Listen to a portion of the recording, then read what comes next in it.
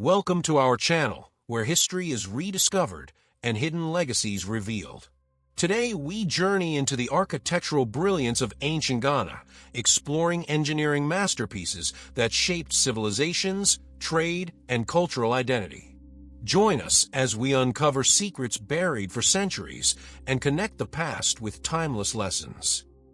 Ghana's true ancient engineering masterpieces revealed, lost civilizations uncovered.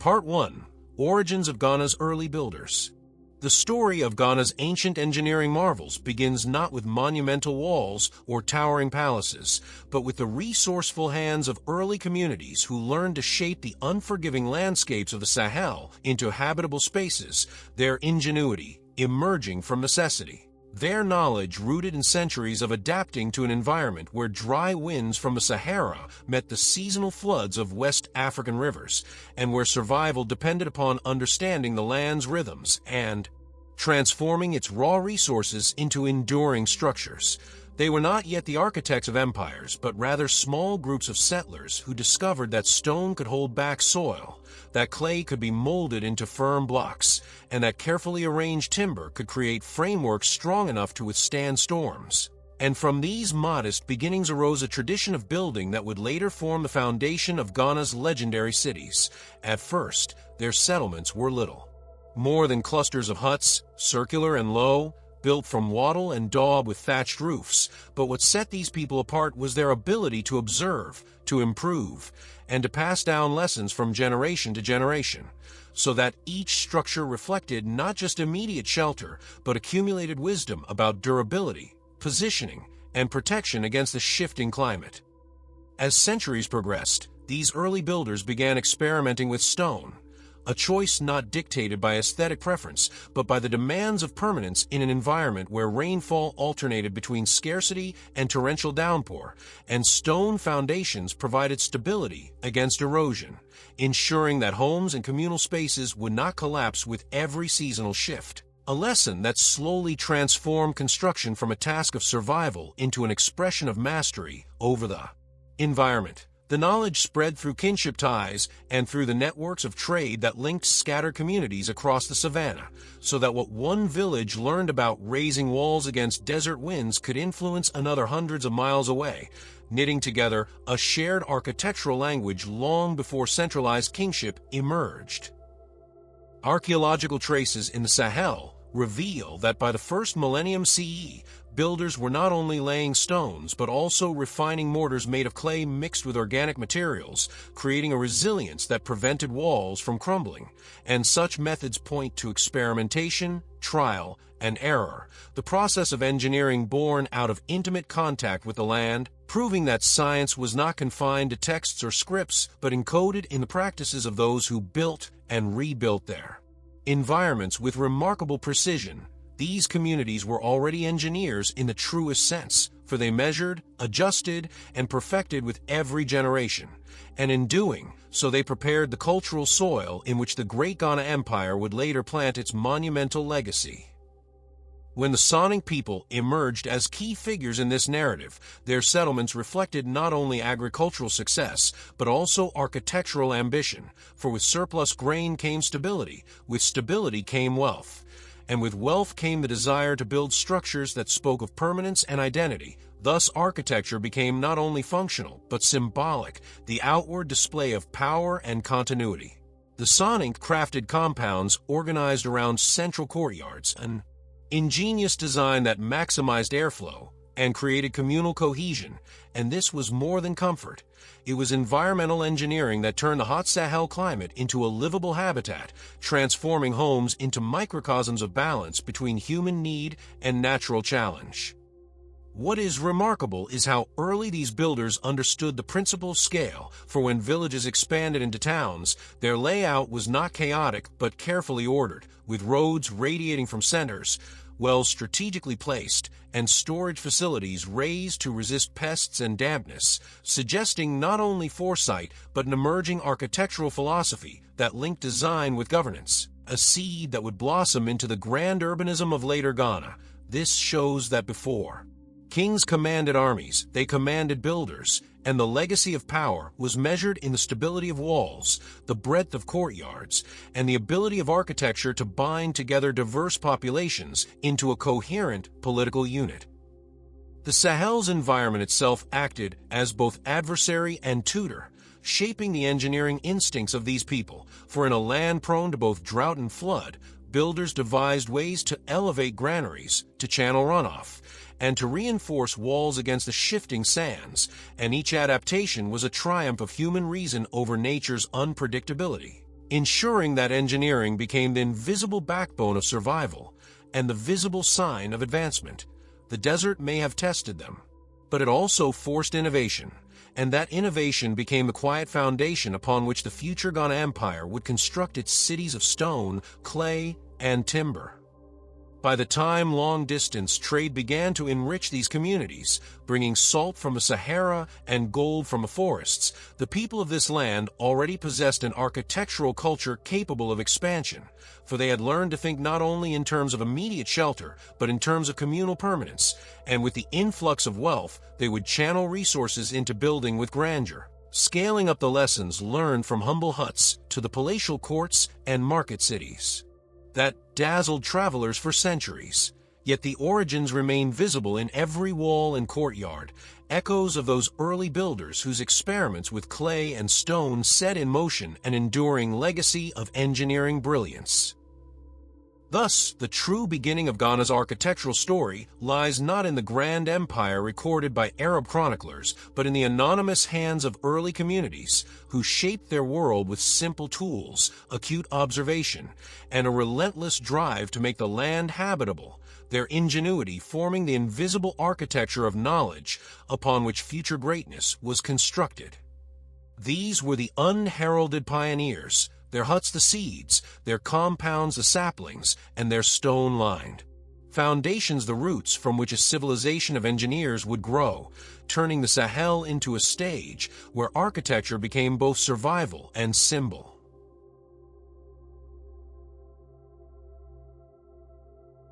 Part 2. The Stone Foundations of a Civilization.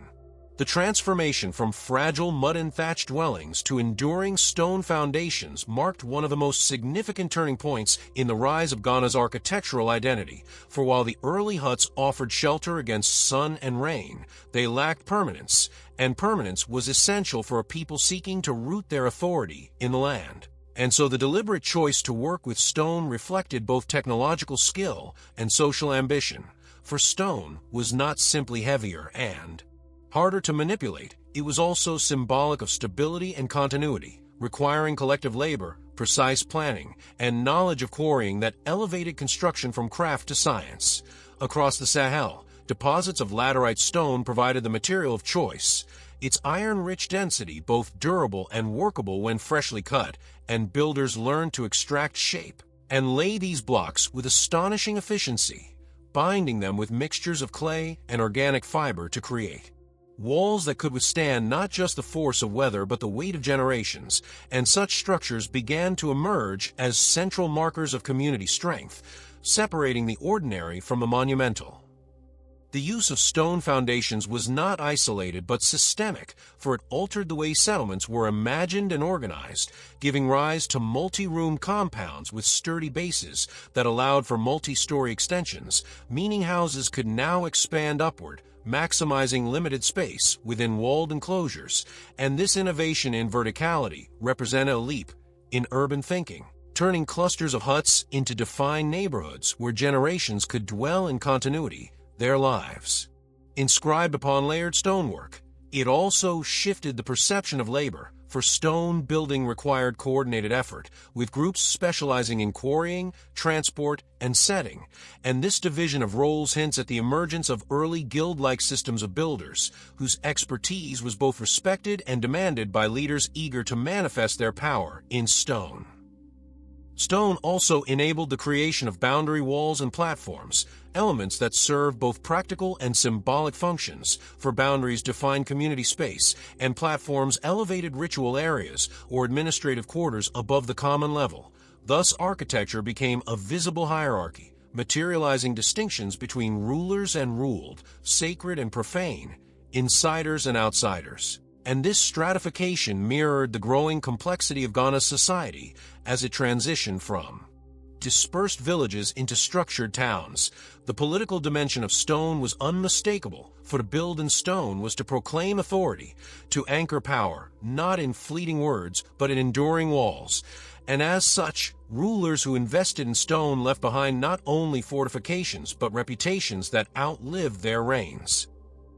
The engineering knowledge required for these foundations reveals an advanced understanding of load distribution, for builders placed larger, flatter stones at the base, filling gaps with smaller fragments to create stability, a technique echoed in construction across Africa and beyond. Yet in Ghana's context, it reflects an indigenous innovation born from trial, observation, and refinement, ensuring that even without written blueprints, the principles of balance, weight, and endurance were applied with astonishing accuracy. The precision can still be seen in ruins where laterite blocks fit snugly, their alignment resisting centuries of erosion, proof that these ancient engineers possessed a keen sense of measurement and proportion, applying practical mathematics with every layer they laid.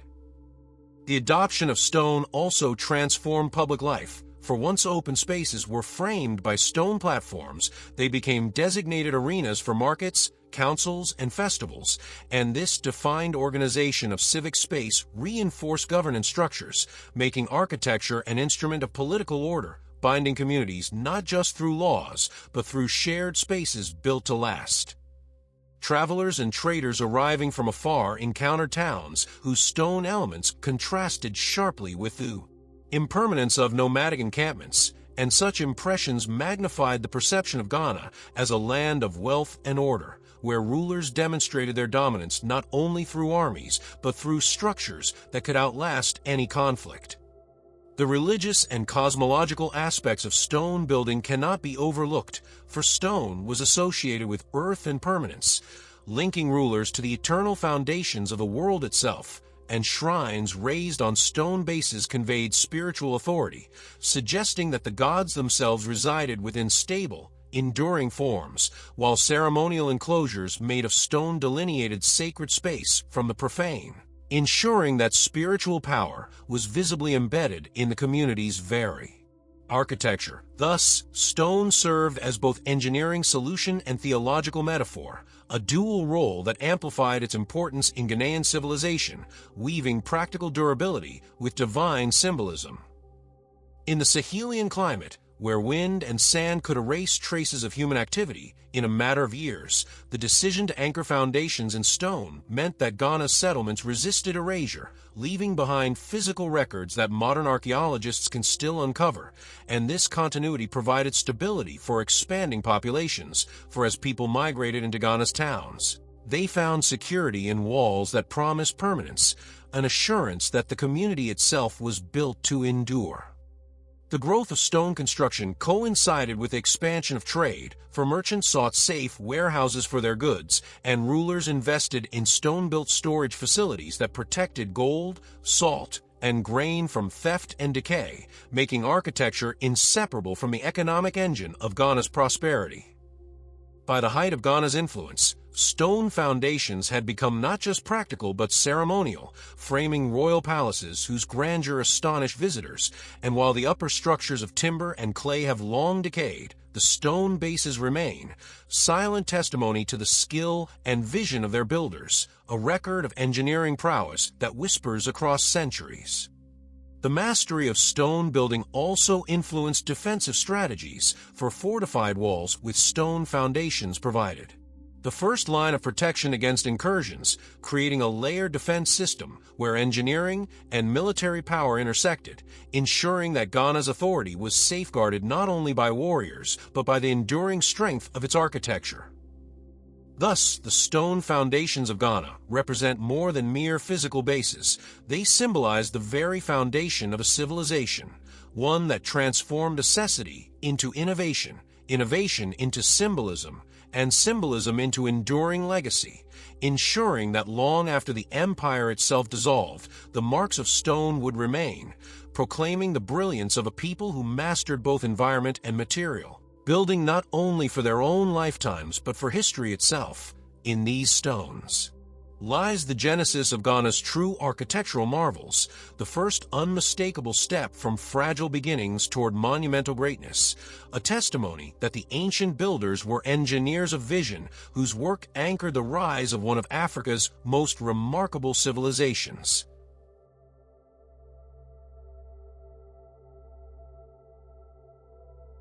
Part 3. Hydraulic Wisdom, Water Systems and Reservoirs. If stone foundations gave Ghana's builders permanence, it was their mastery of water that gave their cities life, for in the Sahel, water was wealth, and the ability to capture, store, and distribute it marked the difference between fleeting settlements and enduring civilizations, and Ghana's engineers rose to this challenge with astonishing ingenuity, creating systems of reservoirs, cisterns, and canals that harnessed seasonal rains and safeguarded communities against the long months of drought. At first, water management began simply, with shallow pits dug to trap runoff, but as populations grew and urban centers expanded, builders devised more complex hydraulic solutions, constructing reservoirs lined with clay and stone that minimized seepage, their embankments reinforced with layers of gravel and organic matter. Techniques that reveal a sophisticated understanding of soil permeability and pressure long before such principles were written in technical treatises.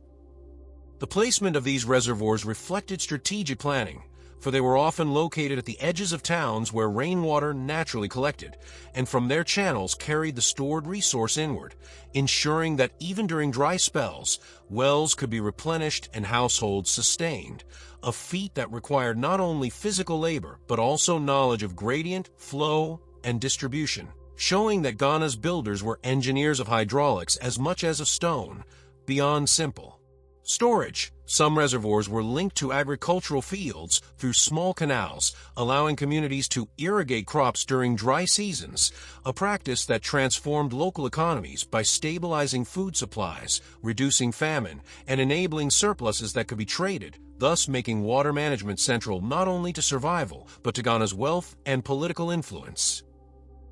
What is most striking is how these waterworks reveal a collective ethos, for they were rarely the property of one household but communal projects requiring coordination, labor sharing, and maintenance schedules, evidence of an early civic consciousness where engineering served the whole community, binding people together through shared investment in survival. This cooperation in turn reinforced political structures, for rulers who could promise and deliver reliable water were seen as guardians of prosperity, and their authority was cemented not only by armies and gold, but by the invisible power of hydraulic security, a fact not lost on later chroniclers who marveled at Ghana's ability to sustain large populations in an environment many outsiders deemed inhospitable. The hydraulic wisdom of Ghana also extended to the use of wells, some of which were dug with remarkable depth and lined with stone to prevent collapse, an engineering feat requiring precise excavation, knowledge of water tables, and reinforcement techniques that combine practical geology with architectural skill, ensuring that even underground spaces bore the mark of careful design. Wells were often shared among families, and their presence defined the spatial layout of neighborhoods, for houses and compounds cluster around them, turning water sources into both lifelines and social centers where daily interaction reinforced community bonds. The builders' ingenuity also shows in their handling of erosion, for in areas where rainfall was intense, they constructed diversion channels to carry excess water away from foundations, preventing structural collapse, and this demonstrates an early grasp of drainage engineering, a discipline that many civilizations struggle with, yet Ghana's communities applied it effectively through empirical observation and collective adaptation, protecting their settlements from nature's destructive force. These techniques reveal that architecture in Ghana was never isolated from environment, but always a dialogue with it, a balance between human need and natural challenge, and nowhere was this dialogue more evident than in the art of water management. The spiritual significance of water further elevated its role in engineering, for water was associated with fertility, purity, and divine blessing, and reservoirs often became ritual sites where offerings were made to ensure abundance. Thus, hydraulic structures were not merely practical utilities, but also sacred spaces woven into the spiritual life of the community. This dual function of utility and sanctity reinforced their importance, for to damage a reservoir was not only to threaten survival but also to desecrate a sacred bond, and thus rulers invested heavily in their protection and maintenance, intertwining engineering with theology in ways that magnified both.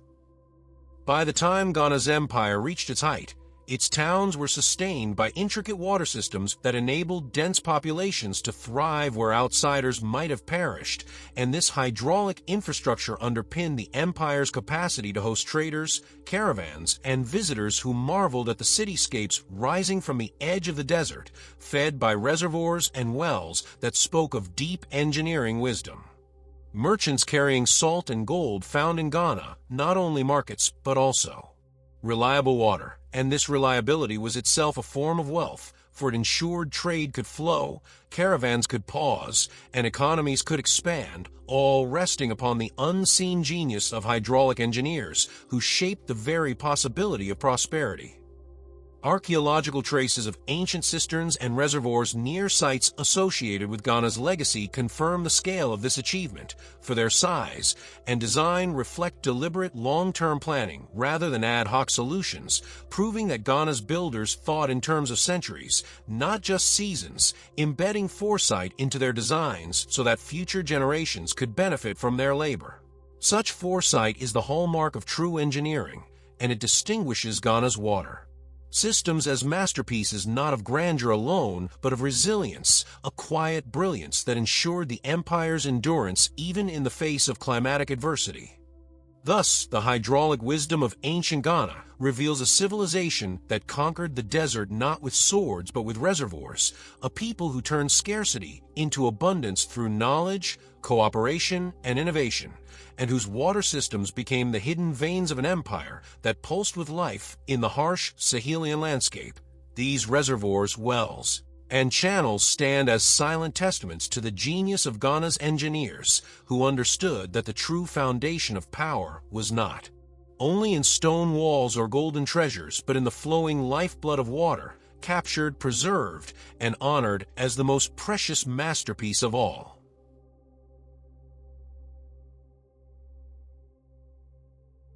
Part 4. Urban Planning in the Sahel. The rise of urban centers in ancient Ghana was not an accident of population growth, but the deliberate outcome of careful planning that transformed clusters of households into structured cities. And in the Sahel, where environment demanded adaptation, the layout of towns reflected both practicality and vision, a form of urban engineering that harmonized climate, social order, and political authority into coherent spatial designs that impress travelers and sustain prosperity. At the core of this planning was the principle of hierarchy, for the king's palace or court often occupied the elevated or central ground, from which roads radiated outward like arteries, linking markets, neighborhoods, and defensive walls in a way that both facilitated daily life and symbolized the centrality of royal power, embedding political structure directly into the city's physical form. Surrounding this core, neighborhoods were organized according to function, with artisans concentrated in particular districts, traders clustered near market squares, and farming compounds set at the periphery, creating a balance between specialization and integration that gave Ghana's towns a pulse of efficiency.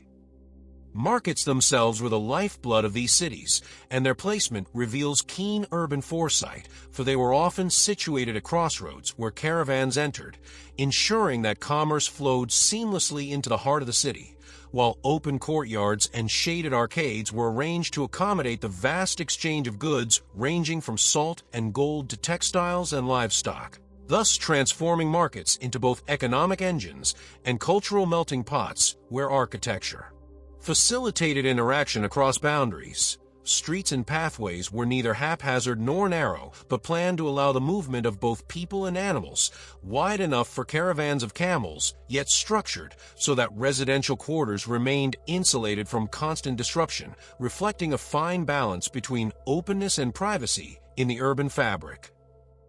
Urban planning also incorporated climate-sensitive design, for compounds were aligned to maximize shade and airflow, with walls oriented to block hot desert winds, while courtyards channel breezes into living spaces, an environmental intelligence that turned architecture into a form of climate control long before mechanical systems existed. Trees were deliberately planted in communal areas, providing shade in public spaces, while wells and cisterns punctuated districts, ensuring that no neighborhood was left far from water, and this decentralization of resources reduced strain on infrastructure and reinforced communal resilience in times of scarcity. Religious and cultural institutions were integrated into the cityscape, with shrines and ceremonial spaces positioned in prominent but accessible locations, ensuring that spiritual life was woven into daily routine, and these sacred sites often defined the rhythm of neighborhoods as festivals and rituals spilled into courtyards and streets, giving cities both social cohesion and cultural vibrancy. At the same time, administrative quarters were carefully distinguished from common residences, marked by larger compounds with multiple entrances, reception areas, and storage rooms for tribute and records, making governance visible in the very architecture of space, and ensuring that authority was both symbolically central and functionally efficient. Defensive planning was another crucial dimension, for the Sahel was not free from threats, and Ghana's urban engineers incorporated fortifications into their layouts, with perimeter walls and gates regulating access, watchtowers placed at strategic points, and buffer zones where markets doubled as checkpoints for travelers, blending security with commerce in an elegant urban solution. Within the walls, the arrangement of districts also reflected defensive thinking, as key compounds were clustered around central plazas that could be quickly defended, showing that military strategy was inseparable from architectural foresight. The growth of these cities required not only physical planning, but also legal and social frameworks that governed space, for rules dictated where markets could be held, how water sources were shared, and how new compounds were integrated into existing districts, revealing an early form of urban regulation that paralleled the physical order of streets and walls, ensuring that cities were not chaotic, but governed spaces where law and layout reinforced one another. Such frameworks also determined where foreign merchants could settle, often in designated quarters near markets, a form of zoning that facilitated cultural exchange while maintaining social boundaries, and this careful integration of outsiders further reveals the sophisticated planning behind Ghana's urban fabric. As cities expanded, planners introduced innovations to manage density, such as multi-story living quarters and shared courtyards, creating vertical and communal solutions to spatial limits, and this density was managed not by overcrowding, but by thoughtful clustering that balanced private life with collective interaction. Archaeological evidence of compounds with layered rooms and courtyards suggests that architects considered not only immediate needs but future expansion, embedding adaptability into the urban form, a hallmark of resilient design. What is remarkable about Ghana's urban planning is its ability to harmonize diversity, for cities were home to farmers, artisans, merchants, nobles, and foreigners, yet the spatial order ensured that each group had its place while remaining interconnected through markets, roads, and rituals, producing a dynamic yet balanced whole. This harmony was itself a form of engineering, a social architecture mirrored in the physical design of space, where order was not imposed by force alone, but cultivated through the shared logic of urban life.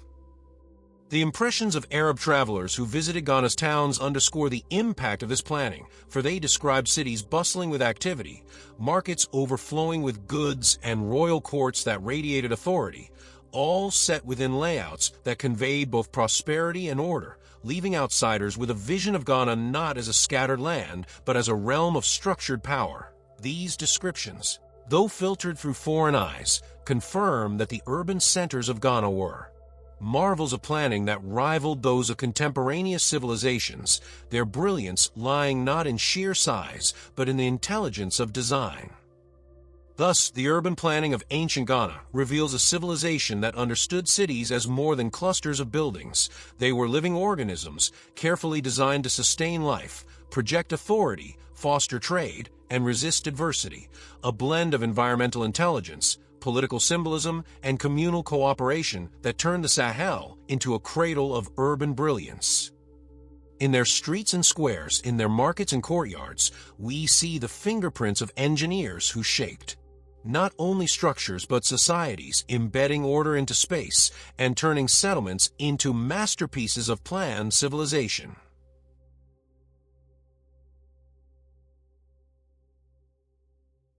Part 5. The Silent Architects of Trade Cities.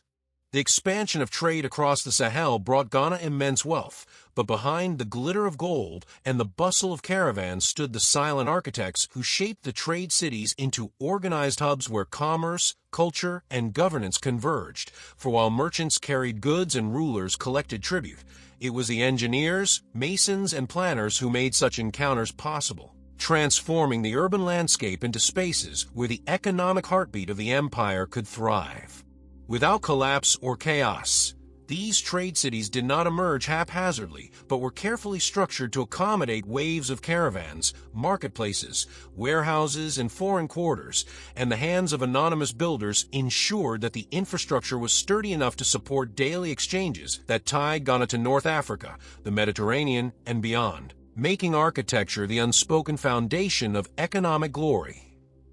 At the heart of trade cities were the great marketplaces, vast open areas framed by stone or clay platforms where goods could be displayed, weighed, and exchanged, and their size reflected not only the volume of commerce, but also the foresight of those who designed them to handle large crowds, ensuring that trade did not become congestion, but flowed with an order embedded in space itself. Surrounding these marketplaces, storage houses were constructed with thick clay walls and elevated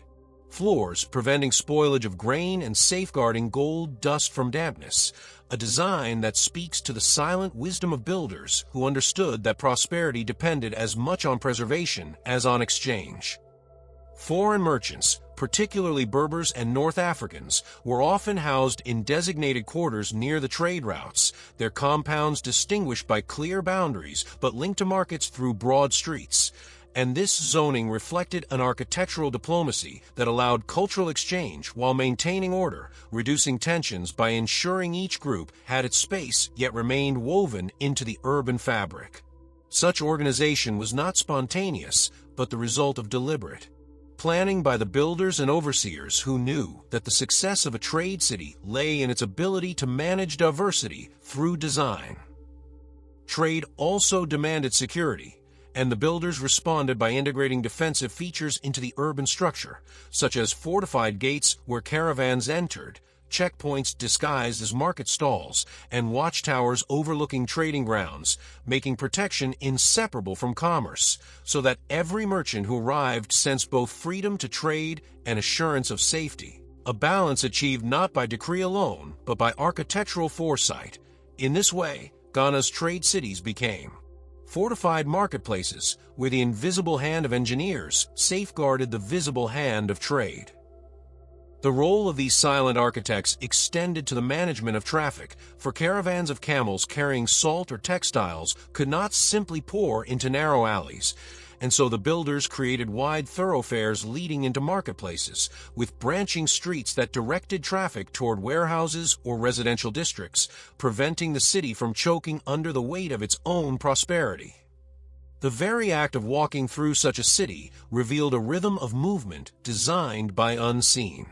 hands and engineered choreography, where commerce flowed like a river through channels shaped by human ingenuity. Religion and trade were not separate in these spaces, for mosques and shrines were often placed near markets, reflecting the centrality of faith in daily transactions, and builders incorporated prayer areas and shaded courtyards to accommodate both commerce and devotion, weaving spiritual life into economic exchange. This integration of sacred and practical spaces shows the sophistication of Ghana's urban design, where no aspect of life was left unconsidered by the silent architects who gave form to the empire's prosperity. The engineering skill extended to water provision, for merchants required reliable wells and cisterns during their stay, and builders ensured that these were strategically located near markets and caravan quarters, turning hydraulic systems into essential infrastructure for trade, for without water, no caravan could linger and no market could thrive. And thus the silent architects sustained not only the locals, but the foreign lifelines of Ghana's economy. These decisions may appear mundane, but in their accumulation they reveal a profound vision of city-making, one that linked every stone and every channel to the prosperity of the empire.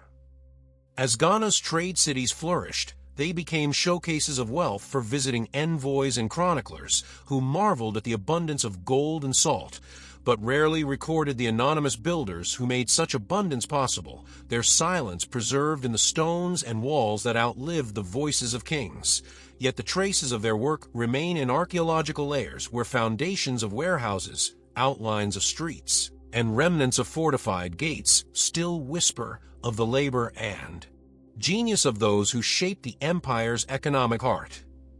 The silent architects were not only masons and planners, but also innovators, for they devised modular designs for warehouses, repeating structures that could be easily expanded as trade increased, and they experimented with mixtures of clay and fiber that kept storage cool even in the searing Sahel sun, ensuring that architecture evolved alongside the growth of commerce, a constant adaptation that mirrored the dynamism of trade itself. Their creativity made Ghana's cities resilient, able to accommodate surges of wealth and waves of merchants without breaking under the weight of success. In many ways, the silent architects were the invisible rulers of prosperity, for without their planning, walls, and wells, the empire's wealth could never have accumulated. Yet history rarely names them, focusing instead on kings and traders, leaving their legacy hidden in ruins and oral echoes. And yet it was they who made the empire livable, who transformed dusty crossroads into bustling trade cities, and who ensured that Ghana's golden reputation was built not only on resources, but on the brilliance of engineering that gave form to exchange. Thus, the story of Ghana's trade cities is incomplete without honoring these silent architects, whose unseen hands shaped markets, secured wealth, and sustained the rhythms of commerce that bound the Sahel to the Mediterranean, a reminder that the true masterpieces of engineering often lie not in the monuments of kings, but in the practical, enduring structures that made daily life possible and prosperity sustainable. In every stone warehouse and every wide street, their wisdom endures. Silent yet undeniable, the hidden architecture of Ghana's greatness.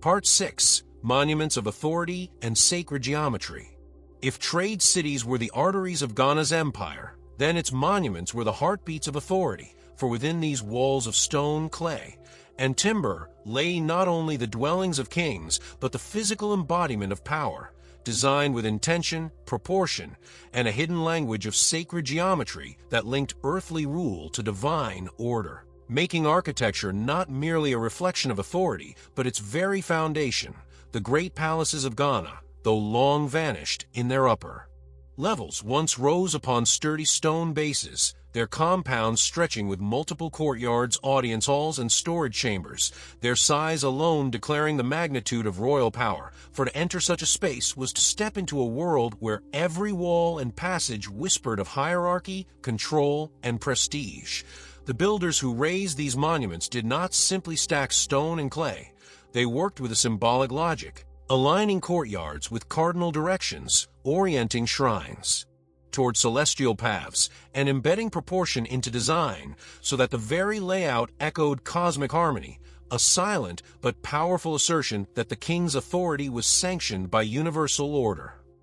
The audience halls of these palatial complexes were particularly significant, designed with broad, open spaces capable of hosting gatherings of nobles, emissaries, and foreign traders, their roofs supported by timber columns, and their floors raised upon stone platforms to elevate the king above his subjects, not merely in status, but in physical vantage, reinforcing the visual symbolism of hierarchy. These halls were not just political chambers, but stages where architecture performed authority, turning stone and timber into instruments of awe, and the very experience of standing before the king was magnified by the engineered grandeur of the space. Religious monuments further deepened this symbolism, for shrines were often placed within or adjacent to royal compounds, binding kingship to divine guardianship, and their construction followed patterns that reflected cosmological order, with circular enclosures symbolizing eternity, rectangular bases invoking stability, and altars aligned with seasonal cycles, ensuring that architecture did not merely house ritual, but became part of it, a sacred geometry that merged the material with the metaphysical. Builders drew upon centuries of empirical observation, aligning certain monuments with solstices or lunar phases, embedding astronomical wisdom into the very bones of architecture, so that each monument was both a functional structure and a cosmic map, binding the empire to the rhythms of the heavens. The scale of these monuments required extraordinary organization of labor, for quarrying stone, transporting blocks, and assembling structures demanded not only manpower but logistical planning, and this labor itself was a performance of authority, for when hundreds worked together to raise walls under the king's command, the monument became a visible proof of centralized power, its very existence proclaiming the capacity of rulers to marshal resources and bend human effort into lasting form. Such monuments thus served as political statements, their size and durability reminding all who entered of the king's command over both people and material.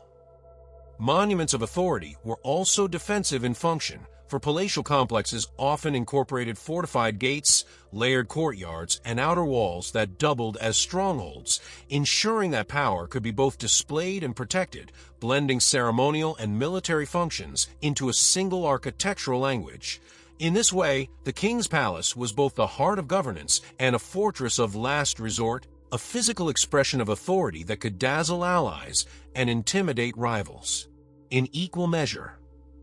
the sacred geometry embedded in these monuments extended beyond palaces and shrines into the very planning of city spaces, for markets were often placed at measured distances from royal compounds, ensuring visibility and control, while ceremonial avenues linked palaces to ritual grounds, turning processions into symbolic journeys through carefully crafted urban landscapes. Each step resonating with cosmic and political meaning, these alignments reveal a deliberate effort to encode order into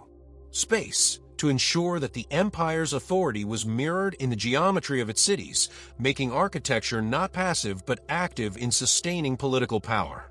Travelers' accounts, though often fragmentary, hint at the impression these monuments made, describing vast compounds, richly decorated halls, and processions through imposing gates, all of which conveyed the wealth and stability of Ghana to outsiders who carried these images far beyond the Sahel, magnifying the empire's reputation in distant lands. While the details of decoration have been lost, the surviving foundations reveal scale and proportion that attest to careful design there. Dimensions too precise to have been accidental, suggesting builders who possessed not only practical skill but a grasp of mathematical ratios that lent harmony to their creations. Sacred geometry also manifested in the integration of natural elements, for many monuments were oriented to harness sunlight, casting shadows that marked seasonal transitions, turning architecture into a calendar that guided both agriculture and ritual, ensuring that time itself was inscribed into stone and clay. This marriage of astronomy and architecture demonstrates a sophisticated worldview, one in which the king's authority was inseparable from cosmic cycles, and the monuments that embodied his rule were aligned with forces greater than human command. Though centuries have worn down their walls, the logic of these monuments remains clear. They were more than structures, they were statements, physical texts written in stone and geometry, declaring the legitimacy of rulers, the sanctity of their reign, and the permanence of their civilization. To walk through the remnants today is to trace the outlines of authority, to sense how space itself was engineered to shape behavior, inspire reverence and secure obedience, and to recognize that Ghana's true masterpieces were not only built to endure but to command. Thus, the monuments of authority and sacred geometry stand as Ghana's most eloquent legacy, blending politics, religion, mathematics, and engineering into a single architectural language that transformed clay and stone into instruments of power. They reveal a civilization that understood architecture not only as shelter or spectacle, but as the very medium of governance. embedding cosmic order into earthly rule and ensuring that the authority of kings was etched into the bones of cities. Visible in every courtyard, gate, and shrine, these monuments were masterpieces not only of material strength, but symbolic power, silent yet enduring voices of a civilization that ruled not only through gold and armies, but through the eternal language of sacred geometry.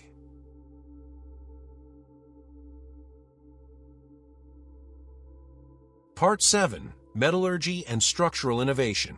If stone and clay provided the skeleton of Ghana's architecture, then metallurgy supplied its hidden muscles, for the empire's mastery of metal extended beyond weaponry and ornaments into structural innovation, giving builders tools, reinforcements, and design possibilities that transformed the durability and ambition of their monuments. From the earliest phases of settlement, blacksmiths were held in both reverence and awe, their forges glowing in compounds where iron was smelted from ore. Dug from the earth, their hands shaping tools that cut deeper, faster, and with greater precision than stone could ever allow. And in this lies the first great revolution of Ghana's engineering, the leap from Stone Age instruments to Iron Age mastery. With iron chisels, adzes, and hammers, builders could carve stone foundations more accurately, shaping blocks that fit tighter, reducing gaps and making walls more stable. A transformation in precision that rippled outward through every aspect of construction.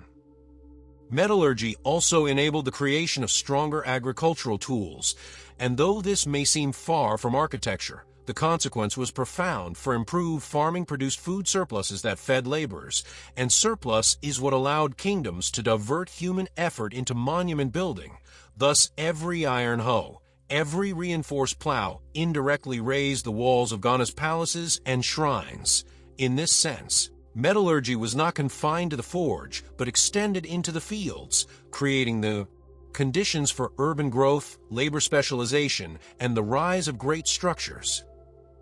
Within construction itself, metals found their way into the reinforcement of joints and the securing of timber beams, for though massive stones anchored Ghana's foundations, timber often spanned the upper levels, and metal pins, nails, and clamps allowed builders to fasten wood securely, reducing collapse and expanding the possible scale of halls and roofs. Oral traditions speak of halls supported by timber columns that gleamed with metal inlays, and while the exact details are lost, archaeological hints suggest that metal was integrated both structurally and decoratively, creating a union of strength and splendor. The blacksmiths who enabled this transformation held a unique place in society, seen as keepers of fire, mediators between earth and spirit, their role extending beyond craft into ritual, for the forge was not only a workplace, but a sacred space, and the process of smelting was seen as a rebirth, the transformation of raw earth into tools of civilization. This spiritual aura imbued Ghana's structures with further meaning, for when metal tools shaped palace stones, it was not just labor, but ritualized creation, linking architecture to the spiritual realm through metallurgy.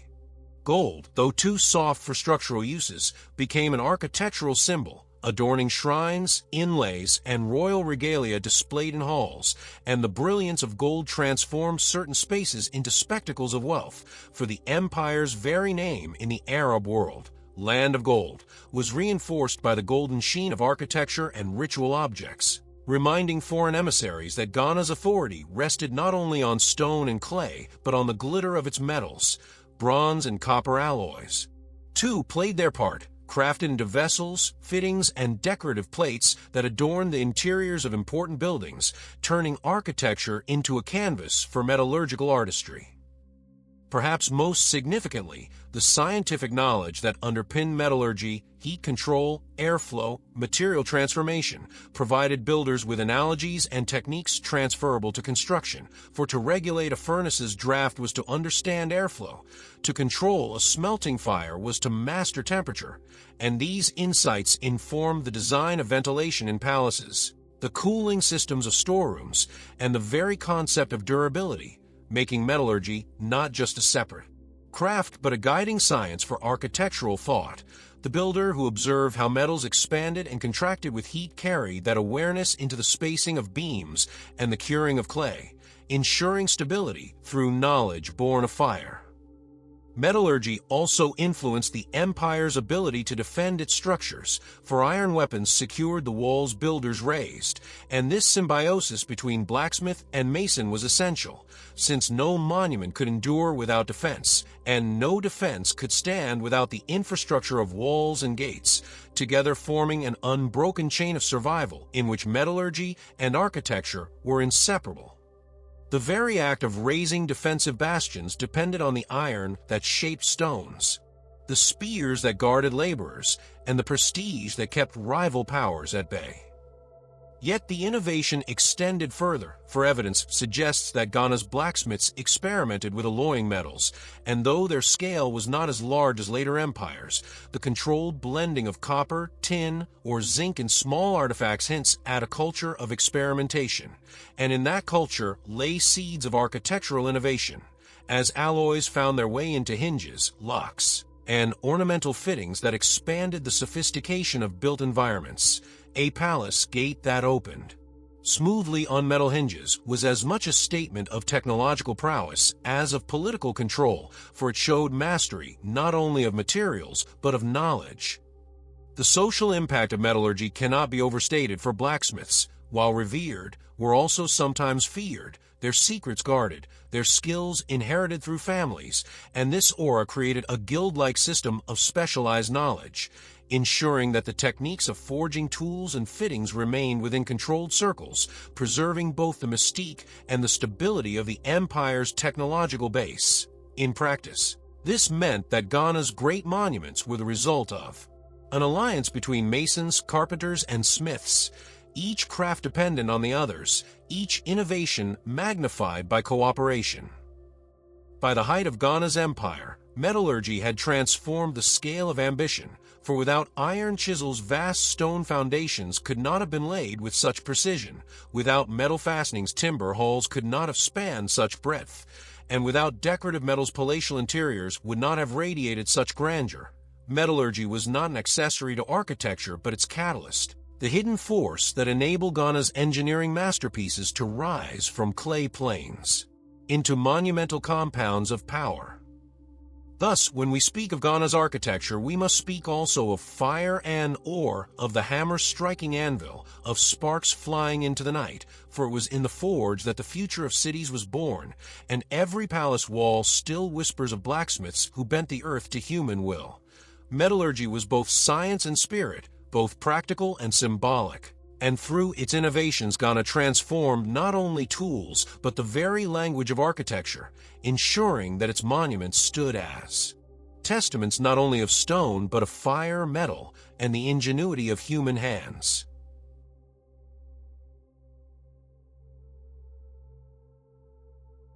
Part 8. The Hidden Science of Earthen Architecture. While stone foundations and metal fittings catch the imagination, the true backbone of Ghana's architectural legacy was earth itself, for clay and mudbrick formed the walls, domes, and living spaces that defined daily life, and though fragile to time, this medium embodied a hidden science of adaptation, sustainability, and environmental mastery that turned the Sahel soil into the fabric of civilization.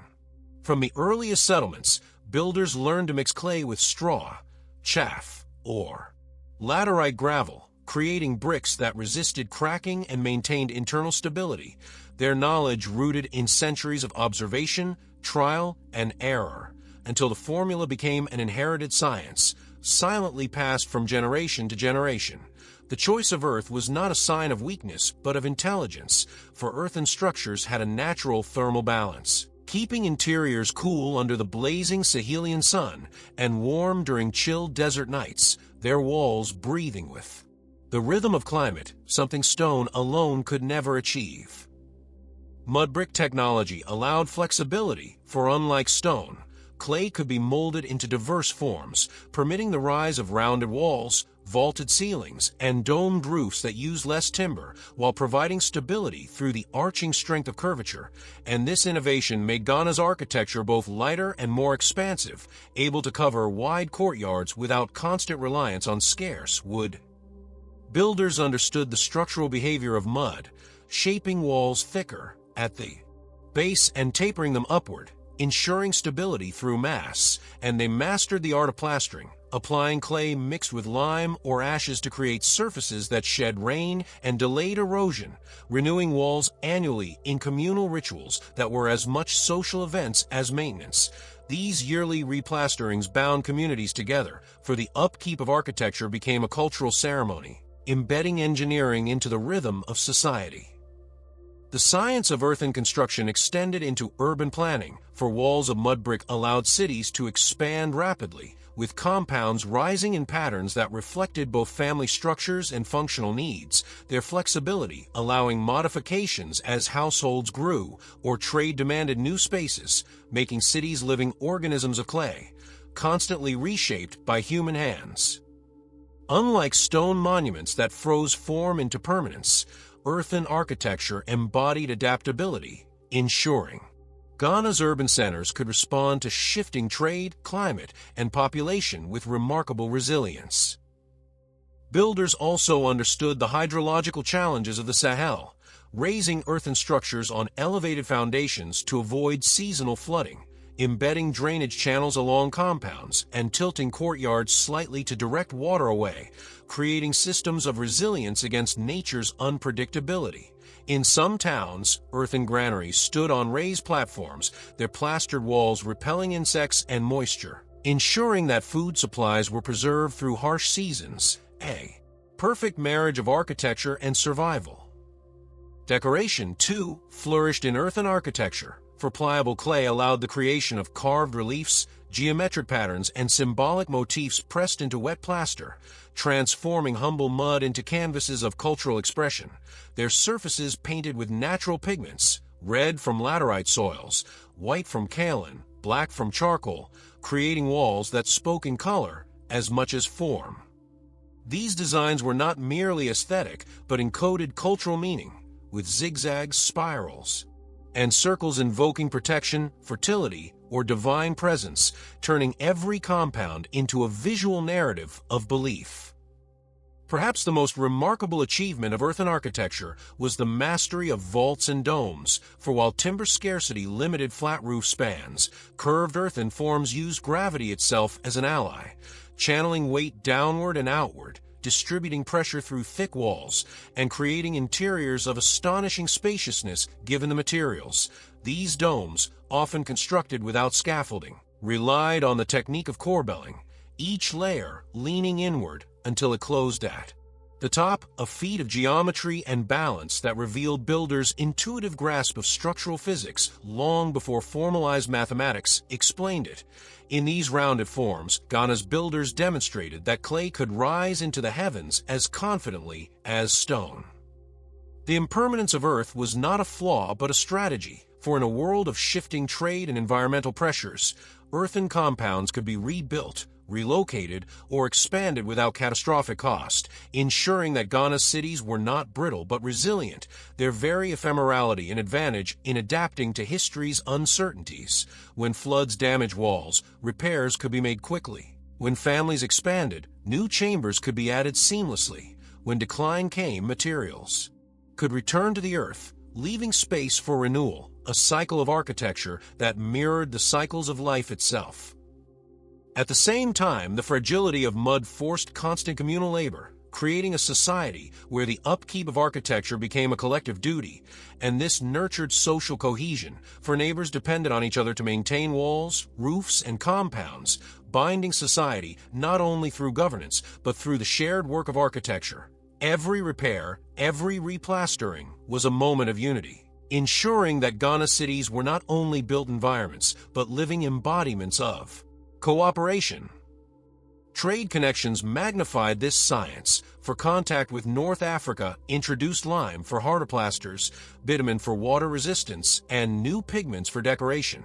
Each innovation absorbed into local techniques, expanding the versatility of earthen architecture, making Ghana's cities increasingly sophisticated while still grounded in the earth that surrounded them. Far from being primitive, mud brick became a symbol of engineering adaptability, allowing Ghana's architecture to thrive, where other empires might have faltered under harsher climates. Archaeological evidence, though eroded by centuries, still reveals the ingenuity of these builders, for excavations uncover thick foundations, preserved floors, and post holes that reveal the scale of earthen compounds, while oral traditions describe towering walls freshly plastered each year, their brilliance gleaming in sunlight, their grandeur rivaling stone-built cities of other civilizations. Though the rains and winds have erased much, the memory of these earthen marvels remains vivid. A reminder that engineering genius need not be measured by permanence alone, but by the ability to create sustainable, adaptable, and culturally embedded architecture. Thus, the hidden science of earthen architecture stands as one of Ghana's greatest achievements, a marriage of material and environment, of engineering and society, where humble clay was elevated into a tool of survival, power, and beauty. These walls may have melted back into the soil, but the knowledge that shaped them endures, a silent testimony that true engineering mastery is not merely in defying nature, but in working with it, harnessing Earth's properties to create structures that lived, breathed, and endured through centuries of change.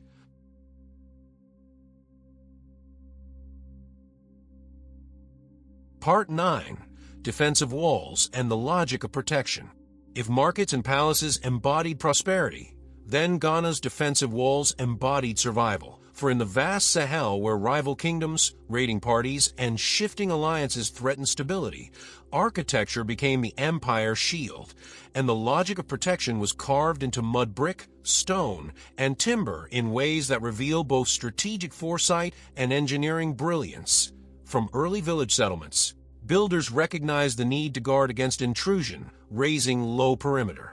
walls of packed earth that marked boundaries and deterred sudden attacks, and as communities grew into towns, these barriers expanded into massive fortifications, their thickness reaching several meters at the base, their height rising high enough to discourage scaling, their surfaces plastered to resist erosion and sloped to deflect projectiles, creating formidable enclosures that transformed ordinary compounds into defensive bastions.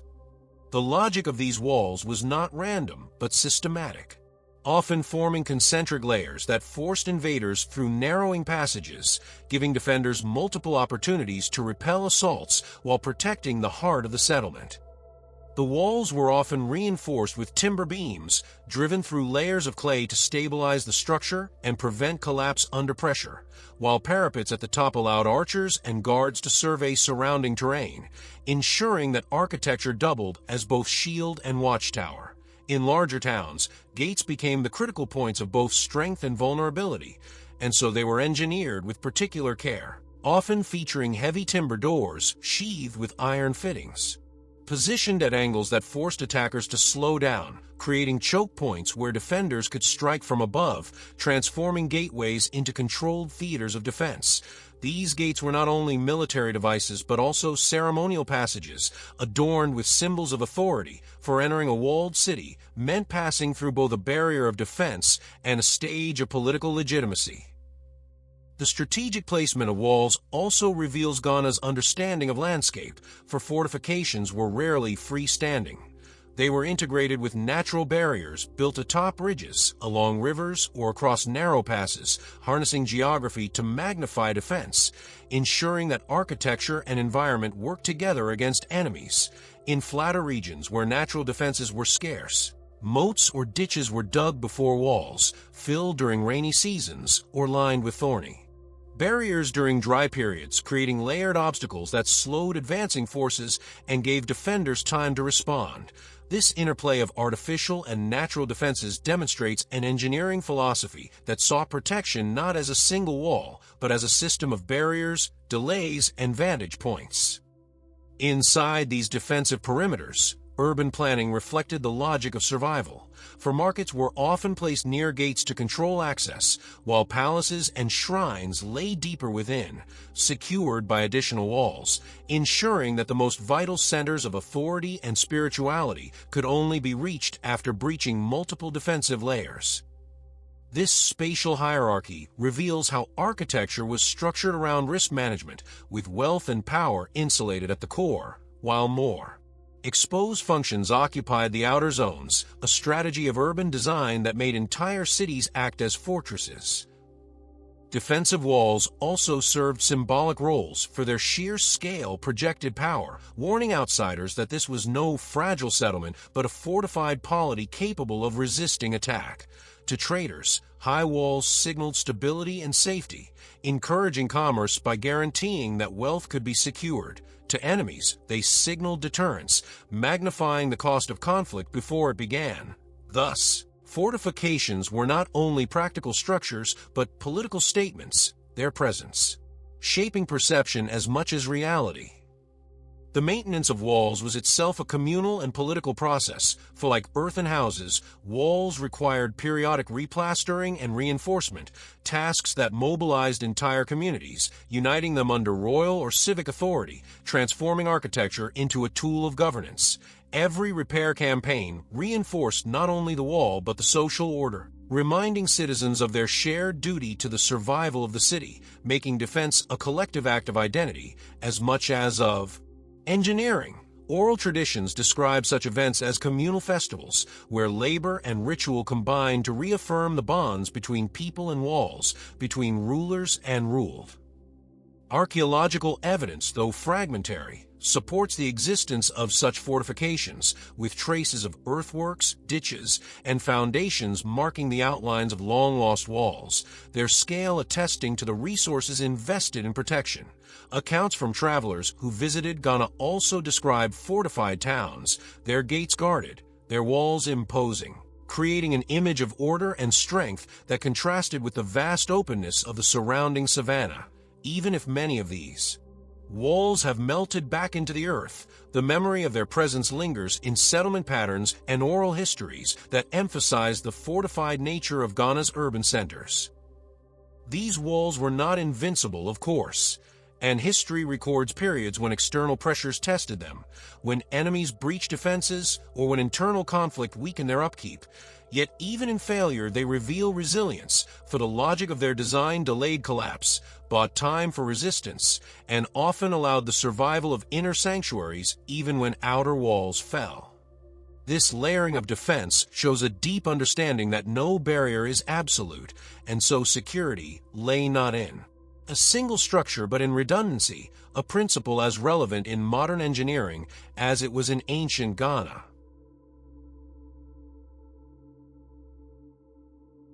Defensive logic also extended to rural landscapes, where smaller fortified settlements dotted trade routes, acting as watchposts and refuges, ensuring that the empire's arteries of commerce were shielded not only by armies, but by architecture. These outposts, though modest in scale, form a web of protection, linking towns and markets into a defensive network that magnified the reach of Ghana's power. In this way, walls were not isolated but integrated, part of a broader strategy that saw architecture as a force multiplier in the empire's defense. Ultimately, the defensive walls of Ghana were masterpieces not because they were eternal, but because they embodied intelligence, adaptability, and symbolism. They harnessed earth, timber, and metal to create barriers that protected life and projected power. They were maintained through communal effort that reinforced social bonds, and they were designed with foresight that acknowledged both human threat and natural force. These fortifications remind us that Ghana's greatness lay not only in its gold and trade, but in its capacity to secure them, to transform vulnerable settlements into bastions of stability, and to write the logic of protection into the very fabric of architecture. Thus, the legacy of Ghana's defensive walls is twofold: practical and symbolic, material and psychological, ephemeral in their erosion, yet eternal in their lesson. They reveal a civilization that understood that prosperity without protection is fragile, that authority without defense is fleeting, and that the true masterpiece of engineering is not the tallest tower or the grandest hall, but the wall that endures long enough to safeguard both. Part 10. The Palatial Complexes of Kingship. At the core of Ghana's architectural and political world stood the palatial complexes of kingship, vast compounds that were more than residences, for they embodied the empire's identity, governance, and sacred authority, becoming physical expressions of royal power and the theater of state where politics, ritual, and daily life merged into an inseparable whole. These palaces were not singular buildings, but sprawling ensembles of courtyards, halls, shrines, and service quarters, each layer reflecting the hierarchical order of society, with outer spaces for common audiences, inner chambers for nobles, and hidden sanctuaries where the king and his closest advisors deliberated, their arrangement ensuring that architecture mirrored the stratification of authority. Foundations of stone, walls of mud brick, and roofs of timber and thatch combined to create structures both resilient and monumental, their dimensions designed to impress visitors and overawe subjects, their very scale announcing that within lay the nexus of power.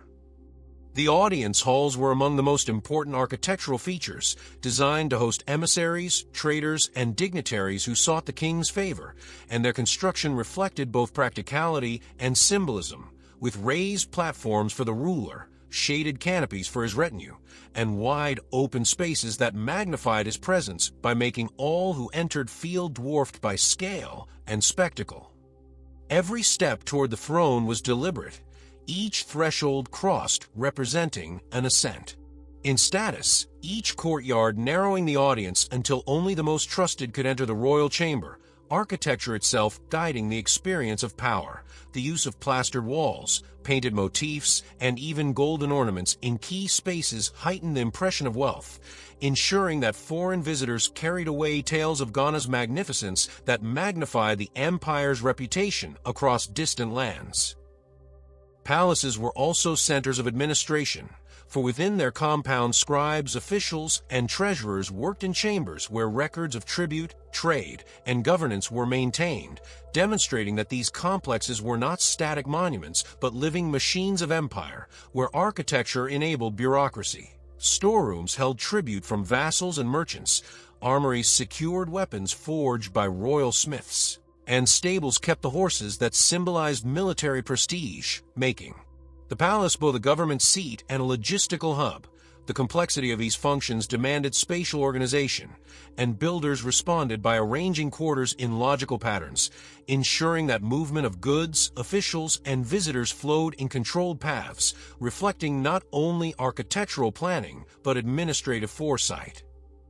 Religious authority was woven into the palatial complex, for shrines stood within the compounds, ensuring that governance and spirituality were inseparable. Priests performed rituals in sacred courtyards, invoking divine protection over the king, while certain halls were aligned with celestial bodies, their geometry embedding cosmic sanction into political rule.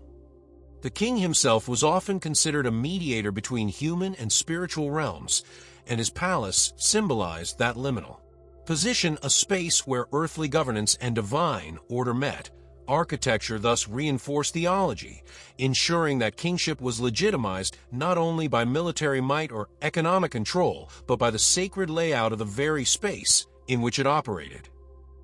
Palaces were fortified as well, their outer walls serving as defensive bastions, while inner courts acted as safe retreats, ensuring that the physical embodiment of kingship could withstand external threat. Heavy gates, angled entrances, and watchtowers transformed these complexes into citadels, where defense and ceremony coexisted, a reminder that power without protection was fragile. Within, private chambers ensured the safety of the royal family, guarded by loyal retainers whose quarters adjoined the king's, their placement reflecting trust and vigilance, for the palace was both a symbol of grandeur and a target for enemies, and its design responded to this duality.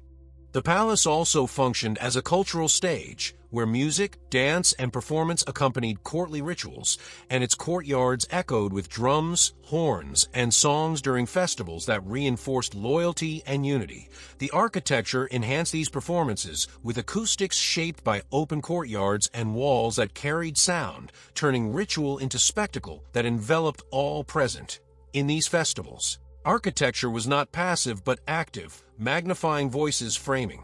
processions, and turning the palace into a stage where kingship was continually renewed.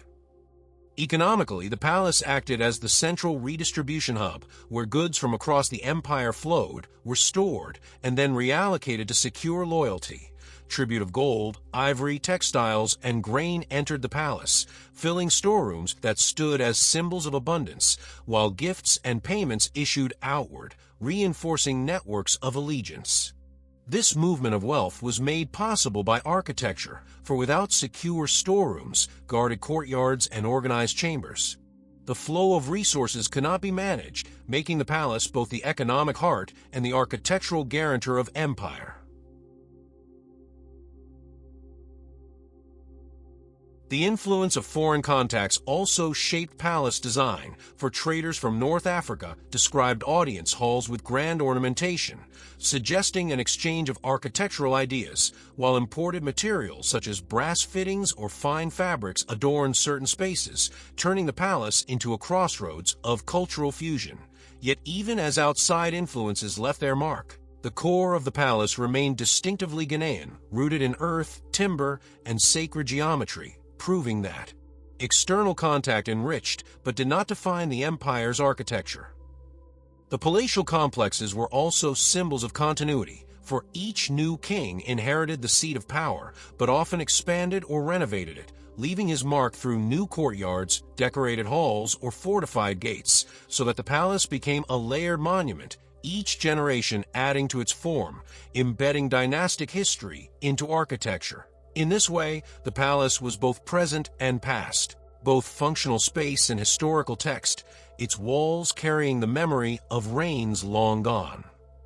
Though the ruins of these palatial complexes have faded, their memory endures in oral traditions that describe vast compounds alive with ceremony, guarded by loyal warriors and glowing with wealth. And the traces that remain in archaeological foundations reveal planning, scale, and sophistication that attest to the genius of their builders.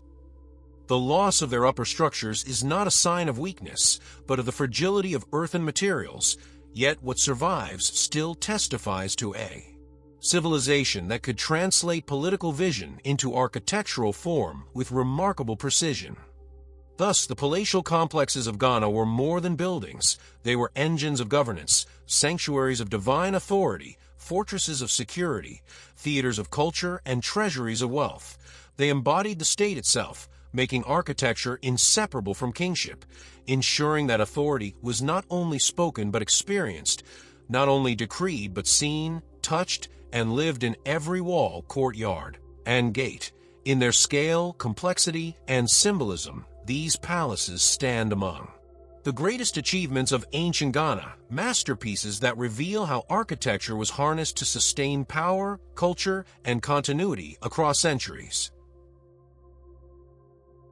Part 11. Roadways and the Arteries of Commerce. The Empire of Ghana thrived not only because of its resources, but because of the arteries that carried those resources to distant markets. And at the heart of this system were roadways, paths, and caravan routes that connected gold fields to capitals, capitals to outposts, and the empire to foreign traders, forming an engineered network as vital to Ghana's success as its palaces or fortifications. These were not paved highways in the modern sense, but carefully maintained routes whose construction reflected deep knowledge of terrain, climate, and movement, their design ensuring that thousands of travelers, animals, and goods could pass across vast landscapes with efficiency and safety. Roadways began as beaten tracks created by repeated travel, but soon became intentionally reinforced, cleared of debris, and in some cases lined with markers or stone cairns that guided caravans across the shifting sands of the Sahel, showing how engineering could emerge from experience and transform into structured design. The most important of these arteries connected the empire's interior to the great trading cities that sat at its borders, where merchants from the north arrived with salt, textiles, and metal goods, and from where Ghanaian gold, ivory, and agricultural produce flowed outward, making the roads not merely physical paths, but conduits of wealth and lifelines of empire. Engineering ingenuity was revealed in the way builders adapted roads to environment, elevating tracks through flood-prone Valleys, cutting passages through rocky terrain and planting hardy trees in some areas to provide shade and guide travelers, thus transforming difficult geography into manageable pathways. In regions where sand threatened to obscure roads, markers were embedded at regular intervals, turning the landscape into a navigable grid that ensured caravans did not stray, reflecting a system of wayfinding that was both practical and profoundly inventive. Trade caravans depended on these engineered arteries, and the routes were wide enough to allow lines of camels and porters to travel in organized formations, their movement regulated by resting stations, wells, and caravanserais built at intervals that reflected human calculation of distance and endurance. Wells were often lined with stone to preserve water, and shelters provided space for merchants to rest, negotiate, and exchange information, turning the roadway not only into a commercial corridor but into a chain of social and cultural encounters. The empire understood that without infrastructure, trade collapsed, and so road maintenance was a duty enforced by local communities under royal authority, ensuring that travel remained secure and functional across generations. Security was as important as construction, for these roadways carried wealth that tempted raiders, and so patrols were stationed at critical points, fortified outposts stood guard near dangerous stretches, and rules of caravan travel were established, binding merchants to move in groups that could defend themselves, showing how engineering and governance were intertwined. Banditry was reduced not only by force, but by the creation of controlled movement, for roadways funneled travel into predictable channels where imperial oversight could be exercised, turning geography itself into a tool of power. In this sense, roads were more than physical structures. They were instruments of surveillance, regulation, and stability. Beyond commerce, these arteries also carried ideas, for scholars, clerics, and artisans traveled along them, spreading knowledge of metallurgy, architecture, religion, and governance, making the roadways cultural veins as well as economic ones. Through them, Ghanaian innovations reached neighboring societies, while foreign influences arrived to enrich local traditions, producing a constant circulation of wisdom that was as important to empire as the flow of gold. Oral historians remembered these roads not only as tracks of trade, but as paths of transformation, where marriages were arranged, alliances forged, and news spread, all facilitated by the engineered reliability of the routes. The symbolism of roads was profound, for they represented connection, order, and imperial reach, and rulers understood this deeply, often commemorating the construction or renovation of great routes as acts of kingship. Just as palaces embodied authority in space, roadways embodied authority across distance, their very existence proclaiming the empire's ability to shape landscapes, command movement, and regulate exchange. A kingdom with no roads was fragmented, but Ghana, with its arteries, was united, its far-flung regions bound into a coherent whole, its wealth concentrated and redistributed through the pathways its engineers and rulers forged. Environment again demanded innovation, for in rainy seasons certain valleys turned into rivers that cut off travel, and here the builders employed techniques of elevated embankments, temporary wooden bridges, or rerouted tracks that allowed caravans to bypass danger. In dry seasons, dust storms could erase markers, and so engineers created redundant systems of guidance, doubling markers and training guides who knew the land intimately, turning knowledge into a living form of engineering that kept the roads alive. These adaptive measures showed that infrastructure was not a one-time creation but a dynamic system, constantly repaired, adjusted, and improved to meet shifting challenges.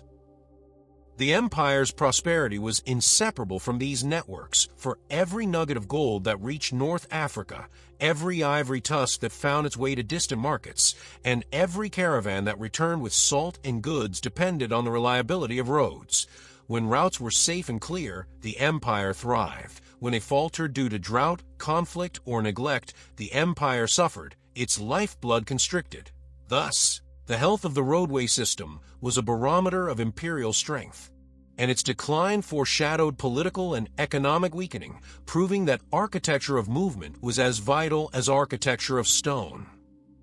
Archaeological traces of these roadways are faint, for earth and sand reclaim paths quickly, yet the locations of ancient settlements, markers, and wells reveal the skeleton of this great network, testifying to a design so effective that even centuries later, many modern routes follow their course. Oral memory, too, preserves the grandeur of caravans stretching for miles, moving along tracks that gleamed with commerce and resounded with the sounds of bells, hooves, and voices, a moving city. Upon engineered ground, these recollections confirm that the roads of Ghana were not minor footpaths, but monumental achievements, works of collective engineering that rivaled monuments in stone.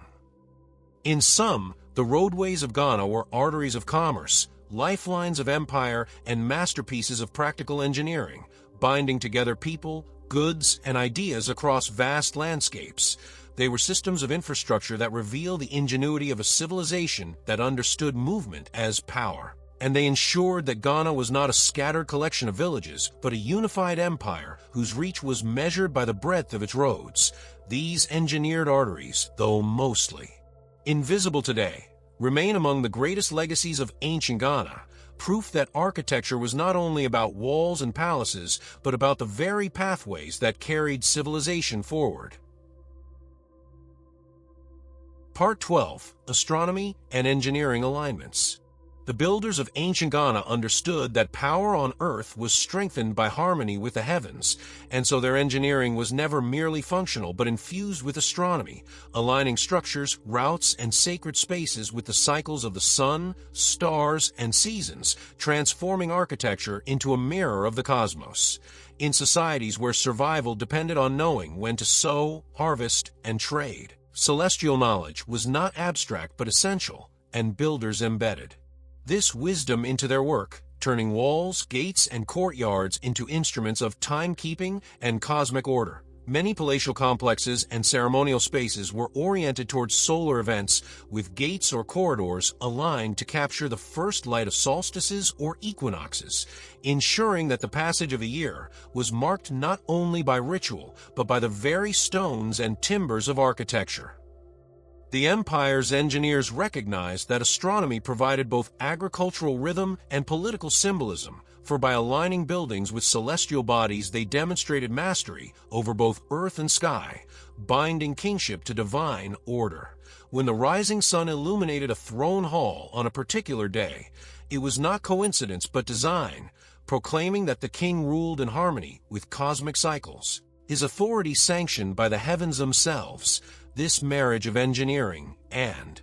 astronomy elevated architecture into theology, ensuring that no building stood merely as shelter, but as a cosmic statement. The orientation of certain roadways likewise reflected celestial paths, for caravan routes were often mapped by stars, and markers placed along the way functioned not only as guides in daylight, but as points in a celestial grid by night, ensuring that trade continued even across trackless desert guided by astronomical precision. Water systems, too, were tied to celestial observation, for reservoirs and canals had to be managed according to seasonal rains, which were predicted by watching the appearance of specific constellations or the position of the moon. And so engineers relied on astronomer priests whose observations turned into calendars of construction and maintenance. The rising of stars signaled the coming floods that replenished fields, and builders planned embankments and storage according to this knowledge, showing that engineering success was inseparable from astronomy. This fusion of practical needs and celestial wisdom meant that every stone laid, every ditch carved, carried within it the imprint of the stars. Sacred shrines within palaces and city centers often contained alignments that connected the earthly realm with the celestial, functioning like observatories where priests marked the passage of seasons through slits in walls or sight lines across courtyards. These alignments were not accidents, but deliberate architectural designs, requiring precise measurements, surveying, and long-term observation, proving that Ghana's builders were both engineers and astronomers, their craft grounded in mathematics and cosmic awareness. In such spaces, rituals reinforced what the architecture already proclaimed, that society itself was synchronized with the universe, and its survival depended on that harmony. The The symbolism extended to defensive works as well, for watchtowers and gates were sometimes positioned to align with star paths, ensuring that night patrols could navigate by the heavens, making defense as much a cosmic act as a terrestrial one. Travelers on the Empire's roadways often spoke of landmarks used not only to mark distances but to align with stars, so that caravans crossing the vast Sahel could orient themselves by architecture that doubled as celestial maps. This shows a holistic worldview in which engineering did not stop at the ground but extended upward into the skies, binding landscape and cosmos together. The king's palace was the most significant stage for astronomical alignment, for within its courts, ceremonies tied to solstices and equinoxes were held, when light fell upon sacred symbols at precise moments, reinforcing the idea that kingship itself was renewed by cosmic cycles. These events were carefully engineered, requiring corridors that faced exact solar points, walls of calculated height, and gates at measured angles, proving that mathematics underpinned not only administration but also theology. Such designs demonstrated that the builders of Ghana possessed not only skill with stone and earth, but also sophisticated knowledge of geometry, surveying, and celestial cycles, making them scientists of their age. Astronomical knowledge also influenced settlement planning, for entire towns were arranged in patterns that reflected constellations, their streets and public spaces echoing the order of the heavens. Oral traditions recall cities whose layouts mirrored star clusters, ensuring that human life was lived under the pattern of the cosmos, turning the ground itself into a celestial diagram. Archaeological evidence of such urban alignment, though fragmentary, suggests that Ghana's cities were not haphazard growths but planned environments where the human and cosmic orders were deliberately intertwined. This integration shows a philosophy of engineering in which survival, spirituality, and science merged seamlessly. Astronomy even shaped timekeeping within daily life, for sundials, shadow markers, and simple gnomons were incorporated into courtyards and open spaces, ensuring that work, ritual, and governance followed precise divisions of time. These instruments were architectural in nature, requiring the placement of pillars, posts, or stones in exact positions to cast shadows that tracked the sun, making the very city a giant clock by which life was ordered. In this way, Ghana's engineering turned natural light into a regulator of human existence, embedding science into the fabric of everyday structures. The intellectual prestige of astronomy reinforced political authority, for those who could read the heavens commanded respect, and kings who sponsored observatories or aligned their palaces with cosmic cycles appeared as rulers chosen by divine design. This perception strengthened loyalty and legitimized power, for subjects believed that their king ruled not only with earthly might but with cosmic sanction. Such legitimacy was reinforced every year when rituals and alignments proved that the empire's architecture still harmonized with the sky, and as long as earth and heaven remained in sync, so too would Ghana's prosperity. The decline of astronomical practice coincided with periods of instability, for as routes shifted, droughts intensified, and political fragmentation set in. The once precise alignments lost meaning, neglected shrines fell into disrepair, and the cosmic rhythm that had once sustained empire weakened. Yet the memory endured, for oral traditions still speak of nights when priests charted stars from palace rooftops and mornings when light fell upon thrones in divine patterns, memories that